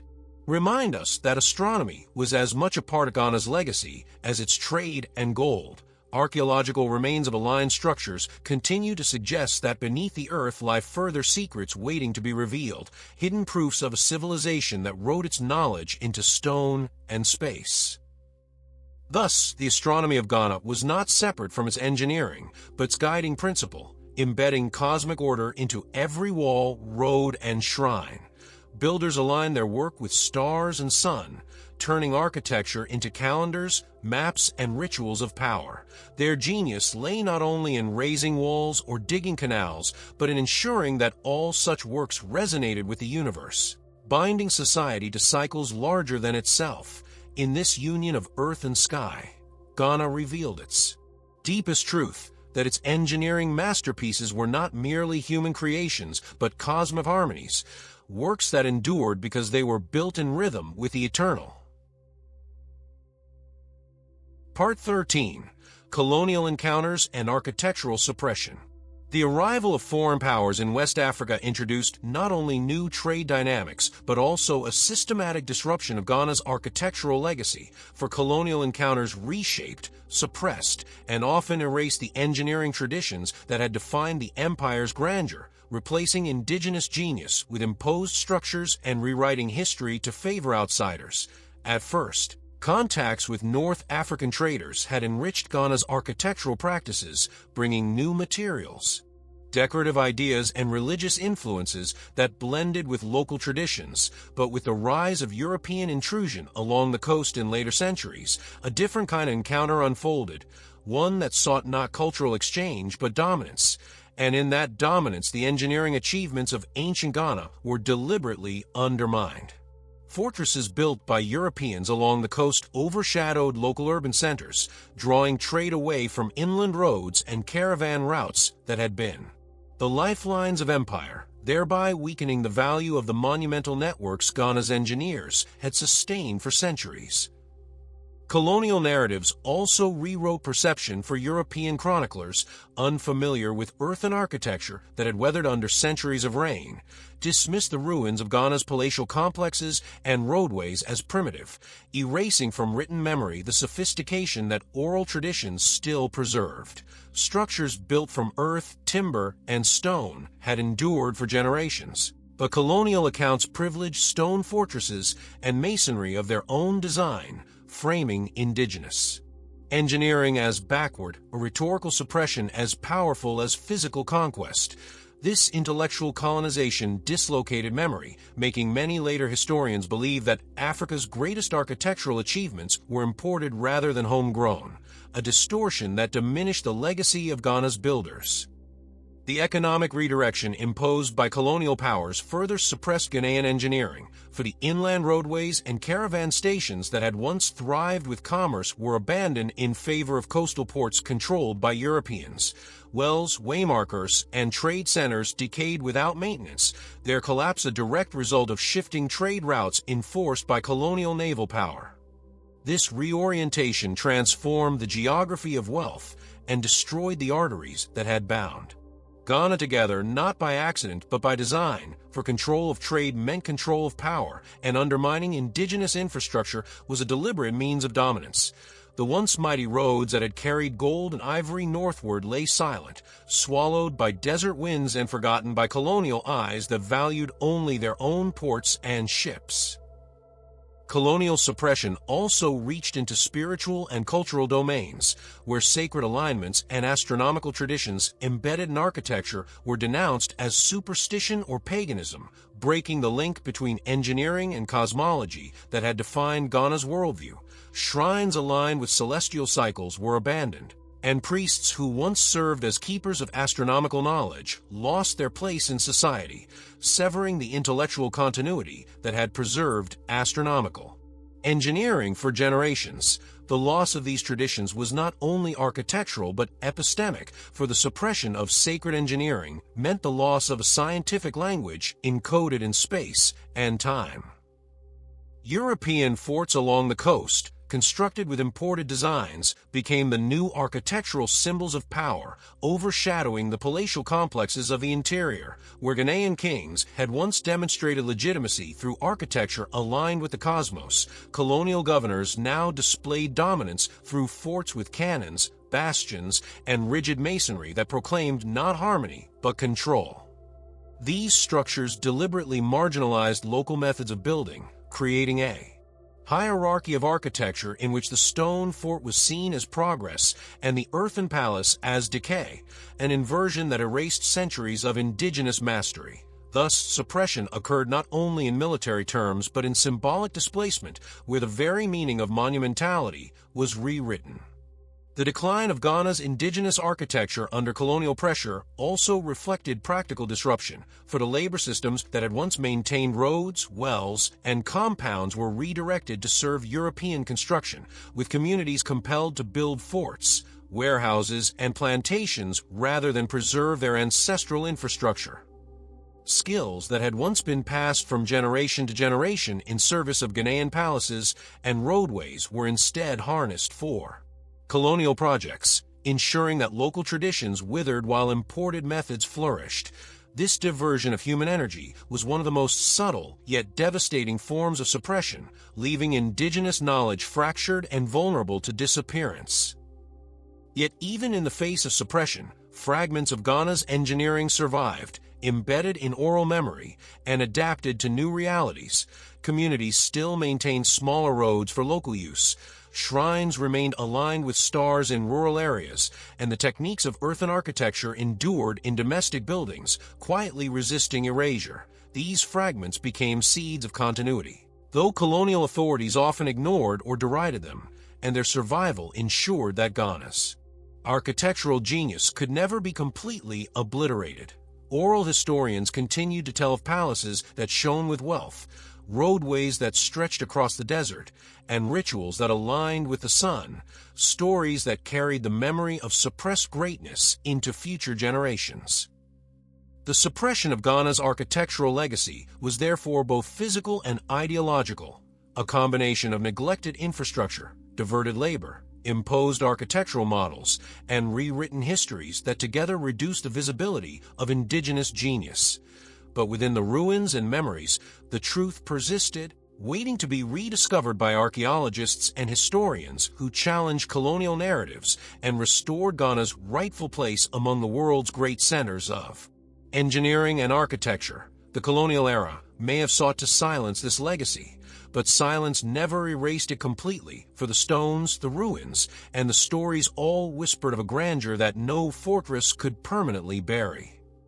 Thus, colonial encounters were not simply moments of exchange, but processes of suppression, where Ghana's roadways, palaces, and astronomical alignments were weakened, dismissed, or overshadowed. Yet their memory endured, and their rediscovery today restores a narrative of resilience, showing that the suppression of architecture was never absolute, but always resisted by memory, survival, and the endurance of the land itself. Ghana's ancient engineering masterpieces, though battered by colonialism, remain revealed in their persistence, their resilience a quiet defiance of those who sought to erase them.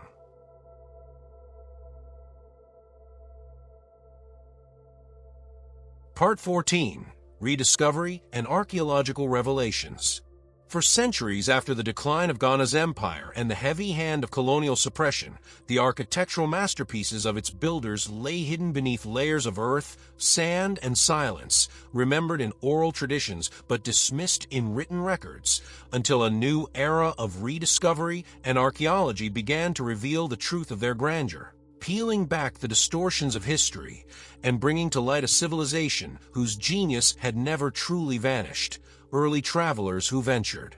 inland from the coast encountered faint traces of walls, mounds, and eroded foundations, but lacking the cultural knowledge to interpret them, they saw only ruins without meaning, noting their existence in vague terms that did little justice to the sophisticated structures they represented.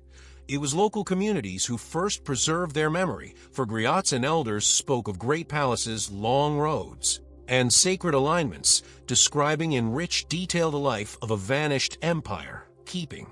alive the legacy of Ghana's builders even when outsiders doubted. The 20th century marked a turning point as archaeologists trained in new scientific methods began to take these oral histories seriously and launched systematic excavations in regions associated with Ghana's heartland. Excavations at sites such as Kumbi Saleh revealed the outlines of urban planning, with streets, courtyards, and building foundations confirming the existence of a complex city that matched oral descriptions of Ghana's capital. Layers of earthen architecture emerged from beneath centuries of sand, revealing walls carefully constructed with mud brick reinforced by stone, their thickness and layout proving that these were no random huts but planned structures with engineering intent. Storage pits, wells lined with stone, and remnants of roads extending outward testified to the infrastructure of trade and governance that oral historians had long described, vindicating memory with material evidence.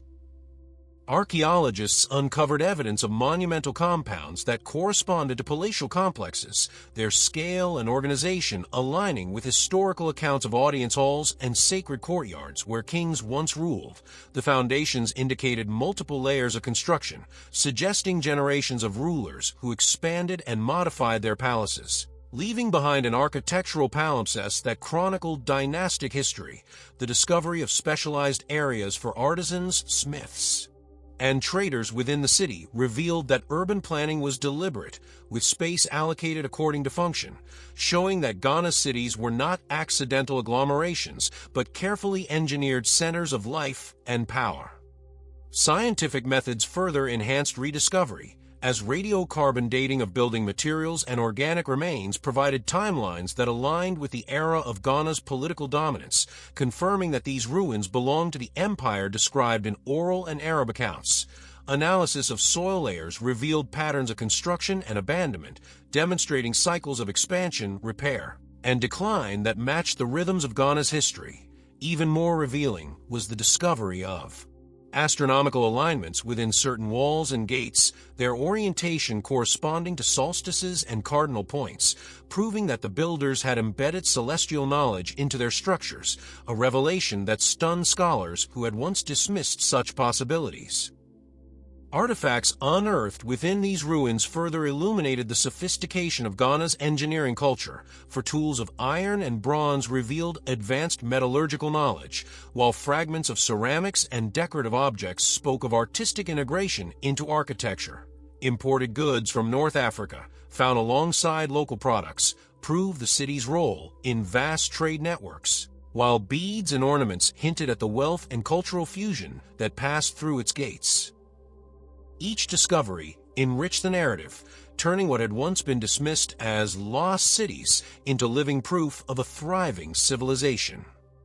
The rediscovery also had profound implications for cultural pride, as local communities who had preserved oral traditions saw their stories validated by archaeology, restoring dignity to knowledge long dismissed by outsiders. Griots who had sung of Ghana's grandeur now stood as keepers of a historical truth confirmed by science, and their voices gained new respect as essential guides in interpreting the meaning of ruins. This collaboration between memory and excavation transformed the way Ghana's history was understood, showing that oral traditions were not myth, but history encoded in narrative form.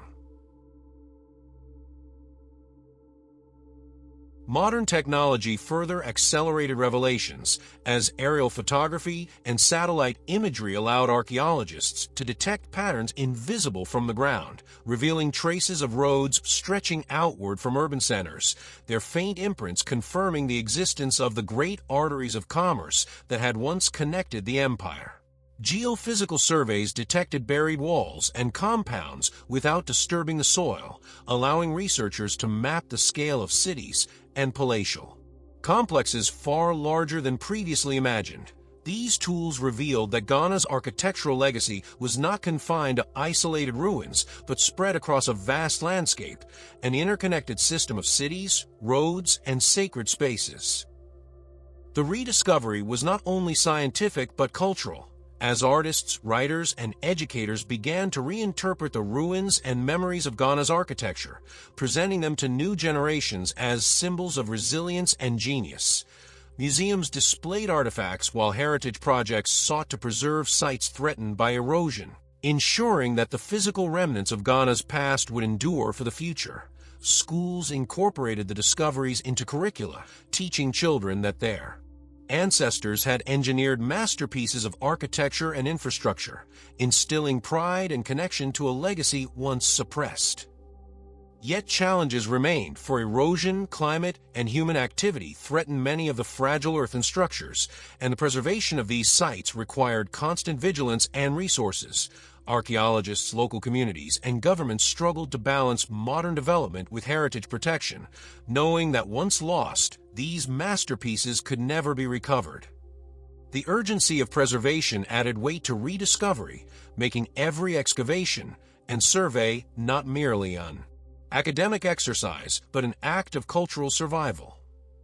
Despite these challenges, The rediscovery of Ghana's ancient architecture stands as one of the great triumphs of modern archaeology, proving that civilizations once dismissed as primitive were in fact centers of science, engineering, and design. The ruins of palaces, roads, and shrines now stand not as silent mounds, but as voices of the past, speaking of a people who mastered earth, stone, and stars to create a society of enduring brilliance. Rediscovery has shattered colonial distortions and restored Ghana to its rightful place among the world's great civilizations, its architectural genius revealed once more for all to see.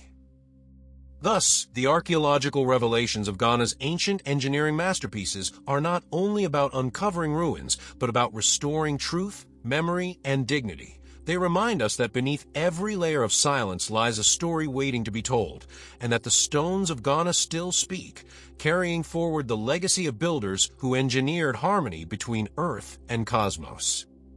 Rediscovery does not simply resurrect the past, it ensures that the future will never again forget the brilliance of Ghana's ancient engineers. Part 15. Legacy of Innovation and Modern Lessons.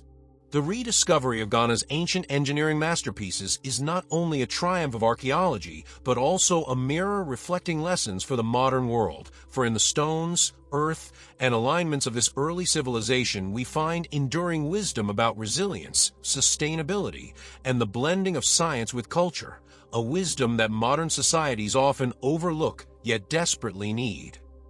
The builders of Ghana worked not with towering machines or imported technologies, but with deep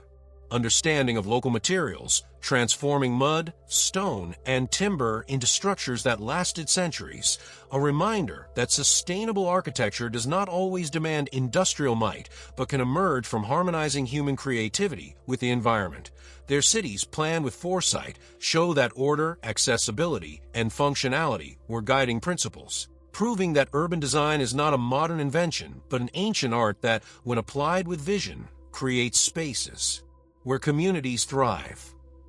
Perhaps the most striking lesson lies in Ghana's mastery of earth as a building material, for modern architecture often views mudbrick and rammed earth as inferior, yet these ancient techniques created palaces, walls, and homes that endured centuries of climate stress while keeping interiors cool in scorching heat, an early form of ecological design. Today, as the world grapples with climate change, rising temperatures, and unsustainable energy use, Ghana's builders offer a model of low-carbon construction that balances durability with comfort, showing that innovation is not always about new inventions, but about rediscovering what once worked in harmony with nature. Engineers and architects are now revisiting these methods, inspired by the knowledge embedded in Ghana's heritage, applying ancient wisdom to modern green building projects that honor both tradition and future needs.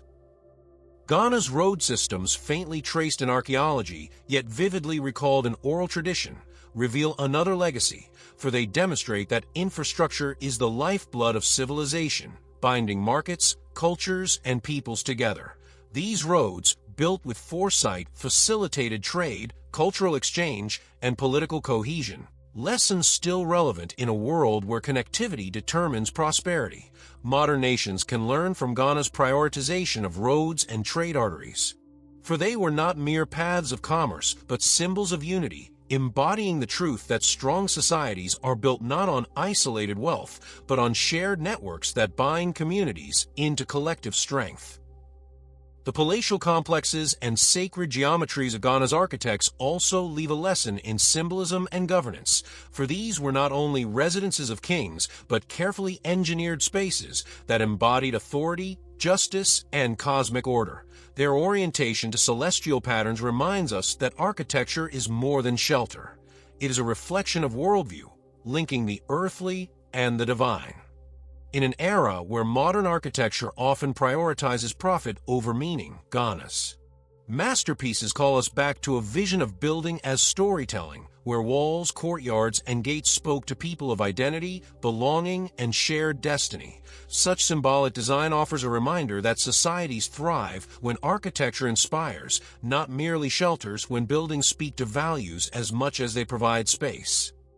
Another lesson lies in Ghana's ability to adapt, for their engineers built in response to environment, crafting water systems, reservoirs, and wells that secured survival in arid conditions. They understood the importance of water management, recognizing that no society can endure without carefully engineered systems to harness and conserve this resource. In the modern world, where water scarcity threatens billions, the ingenuity of Ghana's ancient systems offers inspiration, showing that human survival depends not on domination of nature but on working with it, guiding its flows with wisdom rather than force.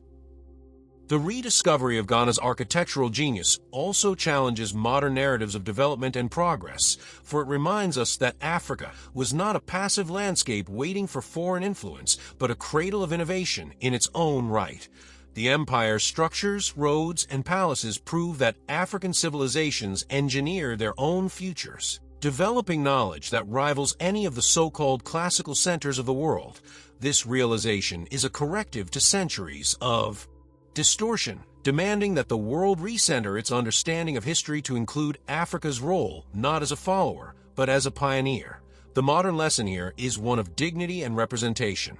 that no society can thrive if its past is erased, and no future can be built if its heritage is denied. Culturally, the endurance of Ghana's architectural memory and oral tradition speaks to another modern lesson: the importance of preserving stories, heritage, and indigenous knowledge. In an age where digital archives and written records dominate, we risk forgetting that human knowledge has always survived through voices, songs, and stories, and that these are not less reliable but differently encoded truths. The collaboration of archaeology and oral tradition in rediscovering Ghana's masterpieces proves that memory is itself a form of architecture, building bridges between past and present. Modern societies must honor and protect this intangible heritage, recognizing that a community's survival depends not only on its buildings, but on the stories that give them meaning.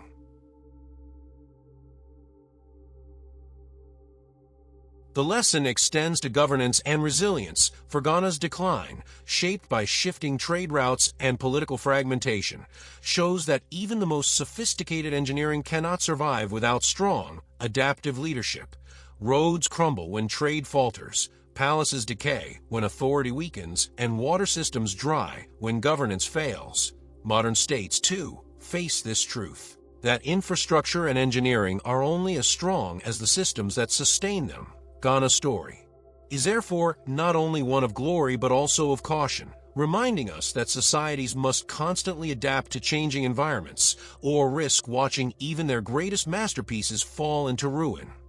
Today, Ghana and West Africa stand at the crossroads of heritage and modernity, and the ancient masterpieces offer a foundation on which to build a future that honors the past. Architects are reimagining earthen construction for modern homes. Engineers are studying traditional water systems for sustainable development, and educators are teaching children the brilliance of their ancestors, ensuring that heritage is not buried but reborn. This dialogue between past and present transforms ruins into blueprints, making the legacy of Ghana not a relic, but a guide. Ultimately, the legacy of Ghana's ancient engineering is one of human possibility. It shows that even in challenging climates, with limited tools and under the weight of survival, humans can create beauty, order, and resilience. It proves that civilizations flourish when they merge science with art, utility with meaning, and innovation with tradition. And it reminds us that the greatest masterpieces are not only the palaces and roads we see, but the enduring ability of humans to adapt, to dream, and to build. Thus, the story of Ghana's true ancient engineering masterpieces is not locked in the past, but alive in the present, calling us to listen, to learn, and to build anew. For in the mud-brick walls, in the celestial alignments, in the whispered stories of griots, lies a lesson as urgent today as it was 1,000 years ago, that the future belongs to those who honor the earth, respect their heritage, and build with both hands and heart. The final revelation of Ghana's builders is therefore not only their structures but their message, that to build wisely is to build for eternity, and that the measure of a civilization is not only in what it constructs but in what it inspires. Thank you for joining us on this fascinating exploration of Ghana's ancient engineering genius. Remember to like, share, and subscribe for more deep historical journeys. Your support helps us continue uncovering hidden legacies that inspire the present and guide the future. Stay tuned for the next chapter of discovery.